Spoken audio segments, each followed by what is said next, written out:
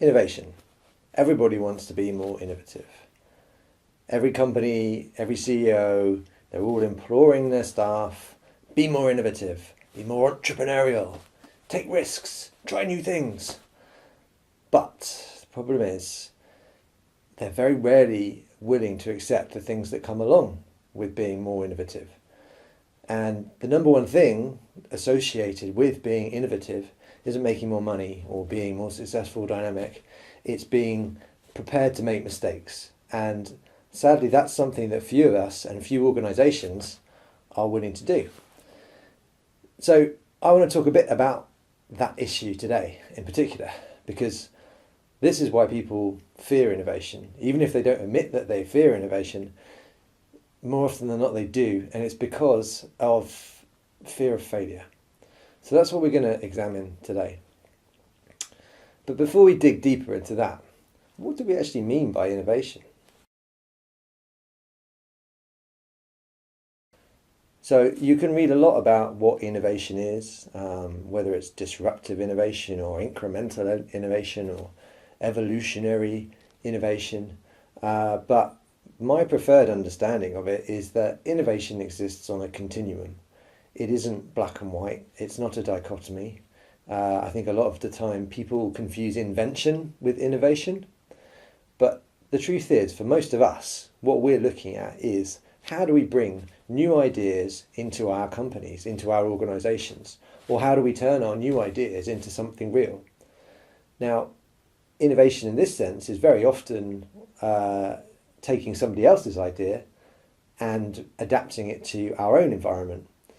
Now, this is just as valid and just as valuable as someone coming up with something entirely new. So what we're talking about here is how do you bring a new idea into your company and make it work? What would you do if you knew you could not fail? This is a question very popular in the startup world. And it's an interesting one because it highlights the fact that failure is implicit in innovation, and also that it's often the thing that holds us back from trying new things, from being more confident in our ideas and our ability to execute on our ideas. So it's not really fear of new things as such. It's the fear of not being able to make the new things happen. It's the fear of looking stupid in front of our peers, our bosses, our friends. It's the fear that we might lose our job because we made a mistake. But really these fears are rarely founded, rarely justified to the extent that we let them control us. The problem is we've all been conditioned from a very young age that making mistakes, that getting things wrong is bad. We're taught from the age of 4 through to 16 or 18 that we have to get things right first time. And very often if you don't get things right first time at school, you get in trouble. And at the very least, you get embarrassed in front of your whole class. So it's quite hard to unpick 12 years, 14 years of being conditioned in this way. And it's hardly surprising that we find it difficult when we get into the workplace. But things don't get much better at work because, again, the mantra of right first time is everywhere. So although big bosses of big companies might implore innovation, they also deplore failure and mistakes. They want their customers to get things as they were told. And of course that's what you expect. But you have to create room to experiment. You have to create room for things to go wrong as well. Now, conferences, unfortunately, rarely reflect this. You go to a conference, you listen to a great story. How many times does that speaker actually talk about the journey and how things went wrong and how they had to take a step back and how they had to iterate their ideas? I can't remember hearing that side of a story very often at many conferences. But that's ridiculous, because if you work in learning and development, you know, as well as I do, that making mistakes is an essential part of learning. So what can we do to deal with this problem? We've got 12 to 14 years of conditioning to be scared of failure. But obviously not everyone feels that way about school, and not everyone suffers that way when they make mistakes at school. So it's not universal. How do the people who thrive in this environment, how do they manage? Well, Carol Dweck, who's a Stanford professor and author of a book called Mindset, spent a lot of her career studying this, studying in particular motivation and our approach to how we view talent and ability. And she defined two types of thinking that exist on a continuum. The first is a fixed mindset. Now, people with a fixed mindset, they approach things as if their level of intelligence, their ability is fixed. It was fixed at birth and there is nothing they can do to change that. So when things go wrong for these people, they turn away, they give up, they don't try, they avoid things which might make them look bad. If there is a situation and there's a potential for it to go wrong and for them not to look good, for it to be a slight on them, they will turn away from that. However, there are also people at the other end of the spectrum who have what Dweck calls growth mindset. And with this mindset, we approach everything as an opportunity to learn. And we accept that when things don't go wrong, well, that's actually just an opportunity for us to get better. And it follows that their attitude to failure is much more accepting, that they don't see failure as an absolute. They don't see it as a slight on their personality. They see it as an opportunity to get better. And these are the people, these are the innovators, these are the people who are going to see things through.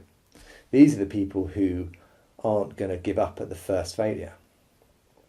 But how can we develop this growth mindset? Well, Dweck has some advice for us, some pretty simple advice too. The first thing you need to do is recognize when you're hearing that voice in your head, because that's how it manifests more often than not. It's a voice in your head telling you that you shouldn't do that you can't do that you'll look stupid if you do that. And that's the first step. It's a self-awareness thing.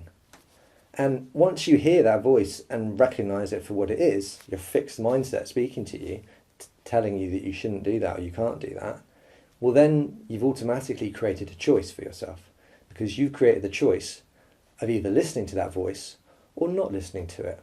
And that opens up possibilities. You can answer it with the growth mindset. So where the fixed mindset might be telling you, you can't do this, you haven't got the talent to do this, you're going to fail. The growth mindset would be, well, I might not be able to do it first time, but if I put some effort in, I know I can improve and I know I can get better. The fixed mindset might be, if you don't try, you won't fail and you won't humiliate yourself. Whereas the growth mindset will be, if I don't try, I automatically fail. So where's the dignity in that? And lastly, it's about taking the growth mindset action. Hearing that voice and putting it into action, getting stuck in and doing things. So what we can do is to practice hearing those mindsets and to be more mindful of when we are thinking one way or another, and then following through and taking action.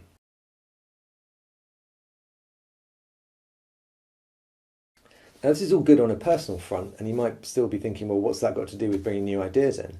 But it's kind of essential to equip ourselves with these ways of thinking before we can actually effectively bring new ideas in.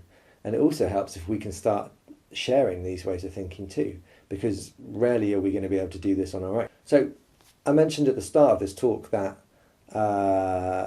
startups are synonymous with innovation. It's a whole movement, it's a culture. So what is it that startups have? What is it that they do? What is it about the way they think which makes them so much more innovative than big companies? Is it just the size, or is it something different? Well, one book that has pretty much defined the whole culture is The Lean Startup by Eric Ries. Now, Eric Ries has pulled together a lot of ideas from a lot of different backgrounds, really, which are all connected, from things like lean, agile, design thinking. So the most basic premise of Lean Startup is to get through this cycle of build, measure, learn.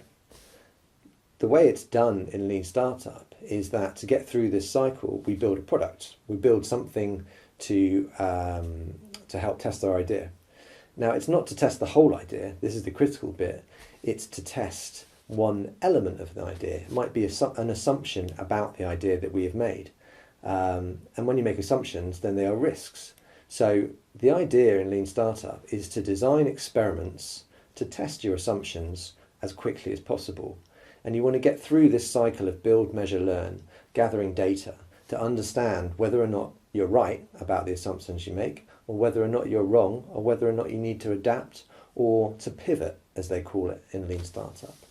So we only build the minimum viable product in a Lean Startup.